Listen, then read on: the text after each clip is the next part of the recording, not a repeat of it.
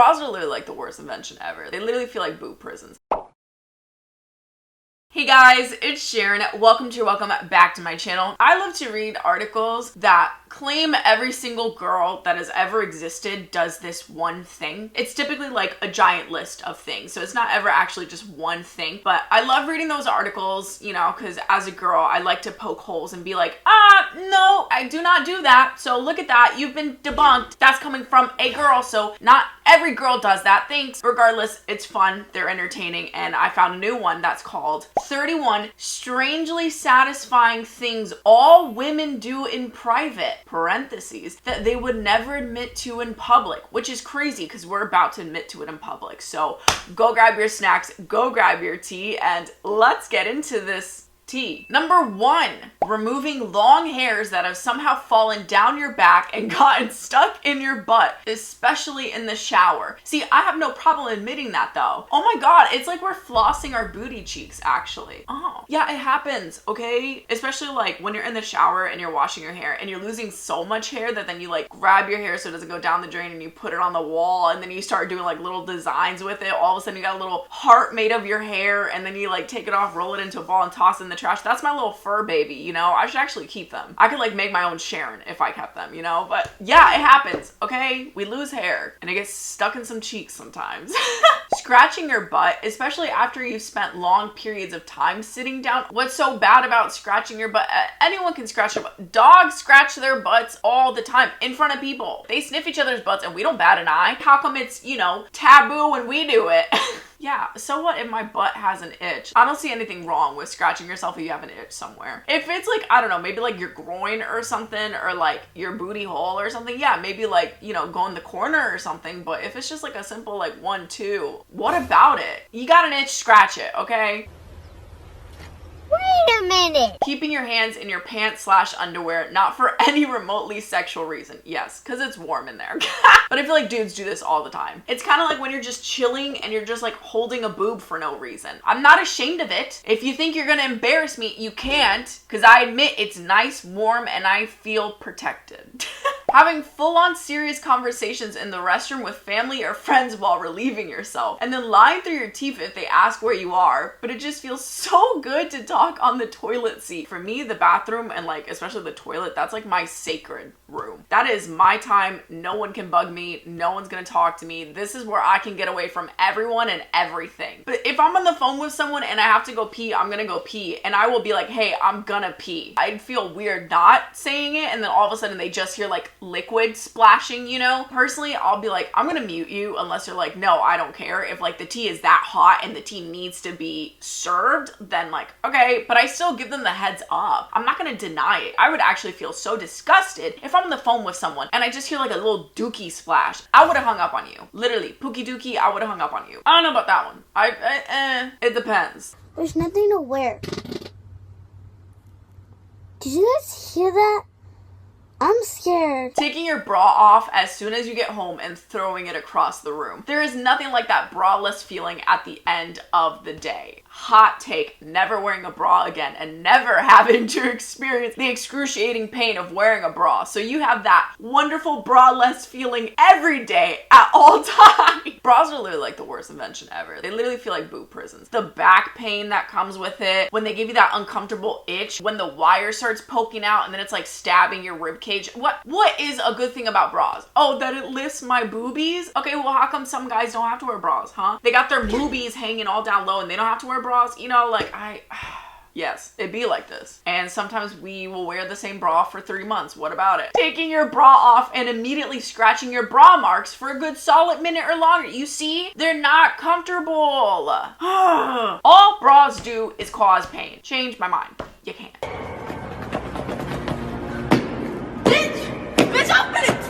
Inspecting your face in the mirror and pulling out random hairs, usually in the most unwelcome places like your chin or upper lip. Yeah, and what about it? Bro, the amount of times I'll get like little chin hairs, little chin whiskers, and I'm like, why are you here? I struggle with body hair so much. Body hair is normal. Body hair is nothing to be ashamed about. Body hair is a personal preference. And my personal preference just happens to be, I don't want it on my body. But then I'm also like, but I don't want to sit here and like shave or get laser or wax it because I don't want to do all that stuff. So it's like a real struggle for me.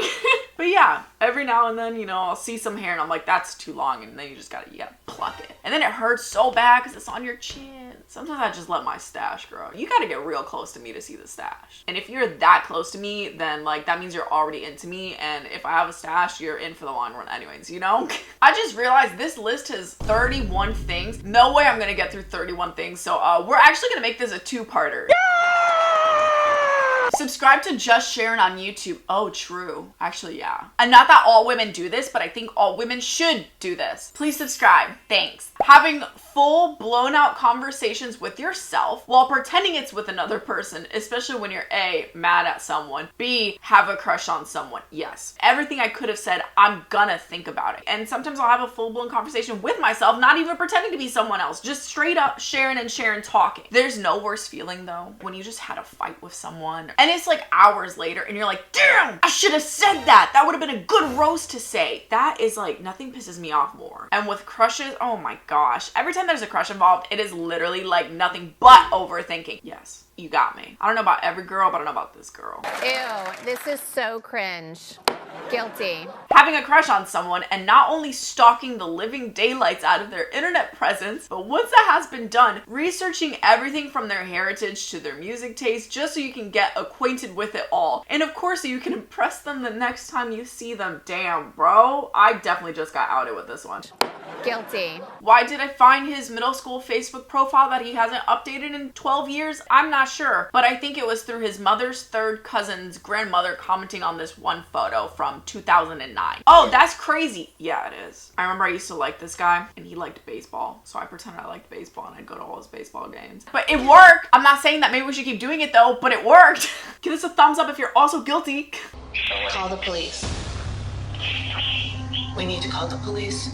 Maybe we should relax. Stalking yourself on social media for long periods of time just to see how other people perceive you online, then making necessary changes even from posts from years ago. Yeah. It's not even just to see how other people perceive me online. I do it more so for my own self and like my memories. Whether we like it or not, our social media presence is kind of like a digital diary or like a digital timeline of our lives, you know? So like, yeah, I'll go back to maybe 2013 and be like, what was 2013 Sharon posting? I'm my biggest stalker. That sounds messed up. In a good way. I am my #1 fan. You know who's like staring at their Instagram photo? Me. You know who's rewatching that Instagram story 12 times? Me. No shame.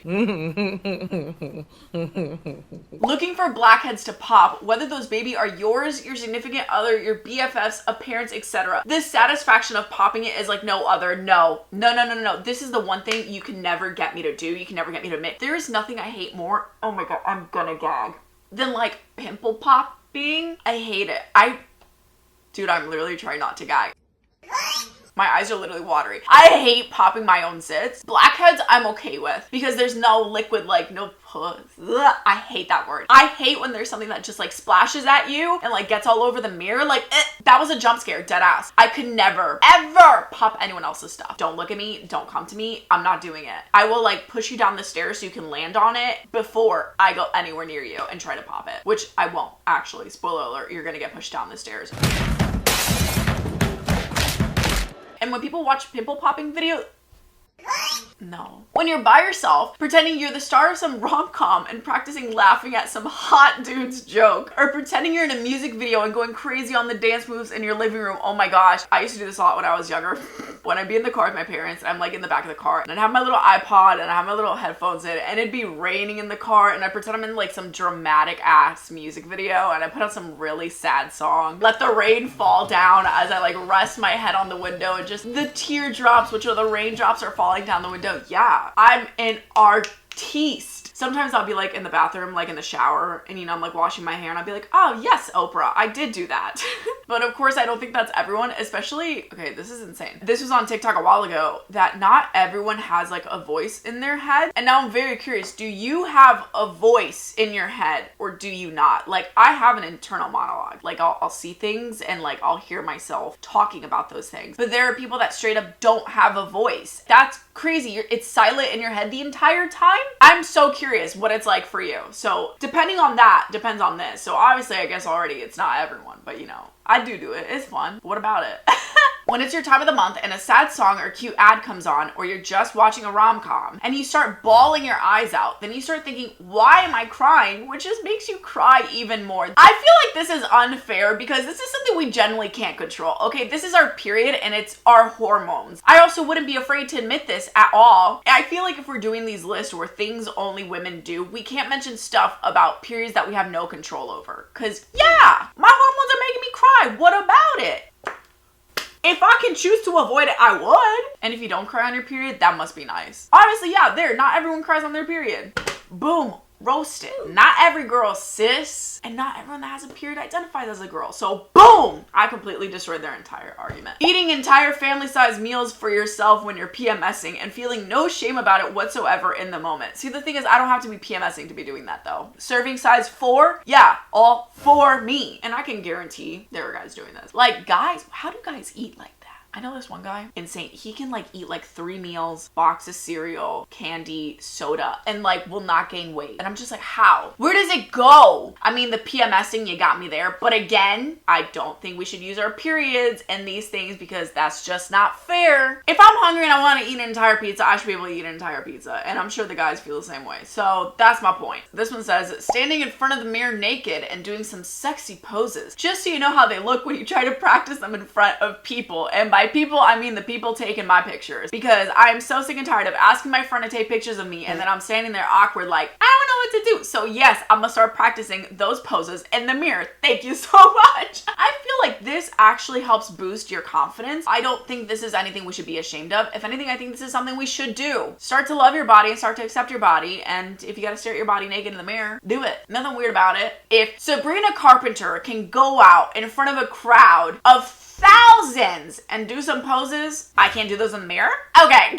This last one for part 1, so keep an eye out for part 2. Standing in front of the mirror and grabbing onto your love handles just to see how your body will look without them. Right before you dive into a plate of cheese, of course. Okay, here's my hot take. The way I avoid feeling bad about that is I just buy bigger clothes. I have struggled with always needing to fit into a smaller size to think that I am smaller, or to tell myself that I'm smaller, make me feel like I'm smaller. I kind of got to the point where I was like, I don't care if I'm a smaller size. I care if I'm comfortable and I look good and I feel good about myself. I've gone from shopping from like maybe medium bottoms to like large bottoms, and I would rather have something fit bigger on me than fit smaller on me anyways, because like if something is tight on you, then you are gonna see those love handles, because guess what? You can't breathe. You don't fit into that size. That's why we have those things. Just buy a bigger pant size. It's okay. If you have to go up a size, do it. No shame at all. Our bodies change and that's fine. But anyways, if you enjoyed this video, give us a thumbs up. In the comments below, I want to know which one of these do you admit you do? Like, you're like, okay, yeah, I do this.